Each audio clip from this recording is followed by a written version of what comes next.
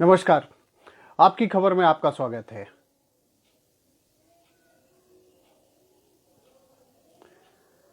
इस समय उत्तर प्रदेश और बिहार में जिस तरीके से चुनाव होने जा रहे हैं, उत्तर प्रदेश में पंचायतों के चुनाव होने जा रहे हैं और बिहार में इस समय विधानसभा के चुनाव हो रहे हैं। जिस बारे में हम चर्चा करेंगे वह ये है कि जैसे ही चुनाव आते हैं, एक वर्ग ऐसा होता है जो प्रभावशाली होता है और वह लोगों को परेशान करना शुरू कर देता है, फर्जी मुकदमों में परेशान करना शुरू कर देता है। पुलिस को इसमें इन्वॉल्व किया जाता है और पुलिस इस तरीके से निरंकुश हो जाती है कि पुलिस जो चाहती, जो उसको मजबूत पक्ष अपने तरफ से मिला लेता है, उस तरफ से काम करने लगती है। कई बार ऐसा देखा गया है कि अभी जैसे उत्तर प्रदेश की बात करें, अभी कानपुर में एक पुलिस वाले ने जुआ खेलते समय लोगों को जो है गोली मार दी।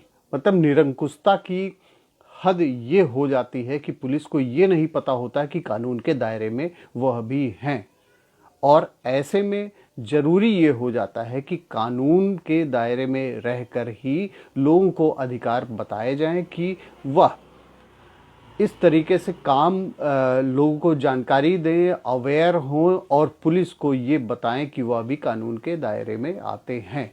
ये तभी संभव है जब आप खुद जानेंगे कि कानून क्या है। आज हम सबसे बड़ी महत्वपूर्ण चर्चा करेंगे इस बारे में कि 157 सीआरपीसी 157 सीआरपीसी में प्रोविजन जो है वह किस तरीके से कोर्ट पुलिस को निरंकुश होने से बचाती है। ये सबसे बड़ा प्रोविजन है 157 सीआरपीसी का। सीआरपीसी 157 के तहत सबसे बड़ी बात जो होती है, जो मोस्टली हर जगह कमियां पाई जाती हैं कि पुलिस ऐसा नहीं करती, उस सिस्टम का फॉलो नहीं करती है, ये पुलिस की कमी होती है। इसमें यह है कि जैसे ही किसी भी थाने पे एफआईआर दर्ज होती है, उसकी इंफॉर्मेशन एज इट इज जल्दी से जल्दी कंसर्निंग मजिस्ट्रेट को देनी होती है। 157 में सीआरपीसी में ये व्यवस्था है, लेकिन ऐसा बहुत ही रेयर केस में होता है और पुलिस इंफॉर्मेशन नहीं देती है कोर्ट को। और ऐसे में जो ये प्रोविजन बनाया गया उसमें इसलिए किया गया था कि पुलिस कहीं से उसको डेलिब्रेटली मैनिपुलेट ना कर सके और जो भी एफआईआर दर्ज हुई उसके जो भी कंटेंट है वो कोर्ट की जानकारी में आने चाहिए। इसलिए ये व्यवस्था बनाई गई थी 157 सीआरपीसी की। लेकिन पुलिस बहुत ही रेयर केस में इसको फॉलो करती है। अब ऐसे में क्या होता है, जिसको जबरदस्ती परेशान करने की नीयत से अगर उसके ऊपर एफआईआर दर्ज करवाई गई है और उसको लगता है कि पुलिस इस मामले में कहीं ना कहीं दूसरे पक्ष से मिली हुई है, तो 157 सीआरपीसी के तहत ये व्यवस्था अगर पुलिस नहीं करती तो इस बारे में कोर्ट में जाकर वो कह सकता है। और कई सारे ऐसे जजमेंट हुए हैं जिसमें ये कहा गया है कि पुलिस के लिए मैंडेटरी कर दिया गया है। जो एसएचओ है उसको ये बोला है, कोर्ट ने कहा हुआ है 157 सीआरपीसी में ये व्यवस्था है कि उसको जाकर इंफॉर्मेशन देनी होगी। लेकिन अगर ऐसा नहीं करती है पुलिस, तो जो जिसको एक्यूज्ड बनाया गया है वह इस व्यवस्था में जाके कोर्ट में ये जानकारी दे सकता है कि उसके ऊपर जो भी आरोप लगाए गए हैं उसमें कहीं ना कहीं मैनिपुलेशन किया गया है और उसमें छेड़छाड़ की संभावना है। और अगर डिले होती है इंफॉर्मेशन में तो एक्यूज्ड इस बारे में भी कोर्ट को बता सकता है।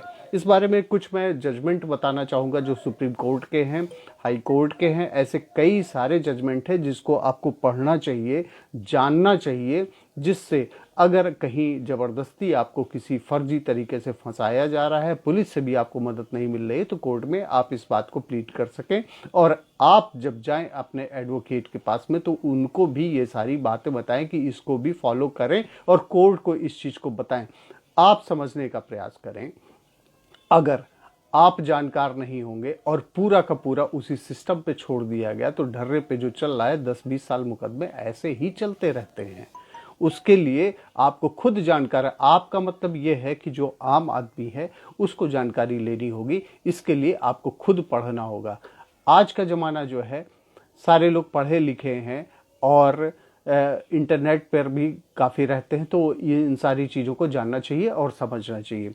इसमें मैं एक बताना चाहूँगा, अर्जुन मारिक वर्सेस स्टेट ऑफ बिहार 1994, ये इम्पोर्टेंट जजमेंट है 157 सीआरपीसी के तहत। इसमें आपको इसको पढ़ना चाहिए, इसके बारे में जानना चाहिए कि जजमेंट क्या किया गया है।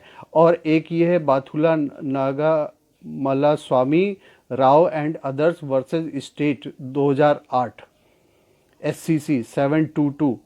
और इसमें ये कहा गया कि पुलिस की ये ड्यूटी बनती है कि वह मजिस्ट्रेट को इन्फॉर्म करे कि ये एफआईआर हुई है, उसके कंटेंट ये हैं, जिससे मजिस्ट्रेट उस बात को कॉग्निजेंस में ले सकता है, मजिस्ट्रेट की जानकारी में रहता है और मजिस्ट्रेट की निगरानी में रहता है, जिससे पुलिस कहीं भी कोई भी मैनिपुलेशन नहीं कर सकती है।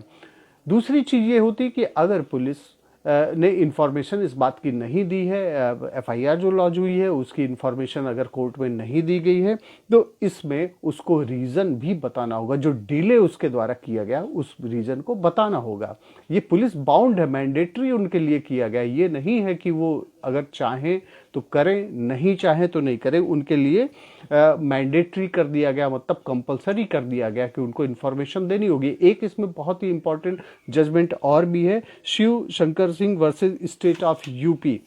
इसको भी आपको देखना होगा। और अगर जो डिले की गई है पुलिस के द्वारा, तो वो रीजन कोर्ट में कहा जा सकता है कि ये डेलिबरेटली की गई है, जानबूझकर ऐसा किया गया है। तो पुलिस की जो कमी है एक्यूज जाके कोर्ट में बता सकता है। लेकिन ये सारी चीज़ें वहीं लागू होता है जब एक्यूज को ज़बरदस्ती फंसाया जा रहा है। इस बारे में आपको अवेयर होना होगा, आपको कानून के बारे में जानना होगा, कानून के बारे में बताना होगा। और इसमें एक और इम्पॉर्टेंट डिसीजन है, Sandeep versus state of UP 2012। इसको भी आपको पढ़ना होगा। और इसमें एक इम्पॉर्टेंट डिसीजन है पाला Singh versus state of Punjab 1972। ये सारे प्रोविज़न ऐसे हैं कि अगर किसी के खिलाफ फर्जी तरीके से एफआईआर की गई है और अगर एक्यूज्ड को ये कहीं से भी अंदेशा है कि पुलिस उसके साथ न्याय नहीं कर रही है और पुलिस इसमें कहीं ना कहीं मैनिपुलेशन कर सकती है, तो इन कानूनों को जानना उसके लिए बहुत ही ज़रूरी है। और इन कानूनों को जानकर वह कोर्ट में अपने तथ्यों को रख सकता है। और डिले अगर पुलिस ने किया है तो ये कह सकता है कि ये डेलिबरेटली किया गया है, जानबूझ के किया गया है, मैनिपुलेशन किया जा रहा है। इसलिए इन सारी चीज़ों को करना होगा। दूसरा क्या है कि एफआईआर होने के बाद में ऐसा नहीं है कि जो एफआईआर है उसका मतलब ये है फर्स्ट इंफॉर्मेशन रिपोर्ट। अगर किसी ने इंफॉर्मेशन दी है तो पुलिस ड्यूटी बाउंड है कि वह इन्वेस्टिगेशन करे। लेकिन अगर उसको लगता है कि इसमें तथ्य सही नहीं है और गलत तरीके से ऐसा किया गया है और ज़बरदस्ती किसी को फंसाया गया है, तो पुलिस की ये ड्यूटी बनती है कि वह कोर्ट को इन्फॉर्मेशन दे कि इसमें मामला कहीं से भी नहीं बनता है, उसको वह 157 में क्लोज भी कर सकता है। इसका मतलब साफ है, नियम कानून काफ़ी सारे हैं और जो भी नियम कानून बनाए गए हैं वह लोगों की सुरक्षा के लिए बनाए गए, उनको सहूलियत देने के लिए बनाए गए। अगर किसी के लिए गलत हो रहा है तो गलत ना हो इसलिए किया गया है।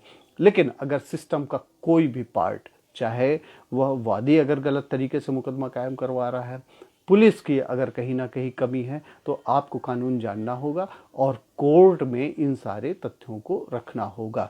कुल मिलाकर ये समझिए कि पुलिस निरंकुश ना हो, इसके लिए 157 सीआरपीसी में ये व्यवस्था दी गई है, जिसको आप फॉलो कर सकते हैं। और अगर आपके साथ कहीं गलत हो रहा है तो कोर्ट में जाके इस बात को आप रख सकते हैं। आगे हम फिर से मिलेंगे और आपको जो भी तथ्यात्मक जानकारी होगी वह देने का प्रयास करेंगे। लेकिन ये जितनी भी चीज़ें मैंने बताई हैं उसको आप खुद पढ़ें, खुद समझें और उसके बाद जाके जो उसके जानकार हैं उनसे कंसल्ट करें, जिससे आपके साथ न्याय हो और कहीं से भी आप फर्जी तरीके से ना फंसाए जाएं। धन्यवाद।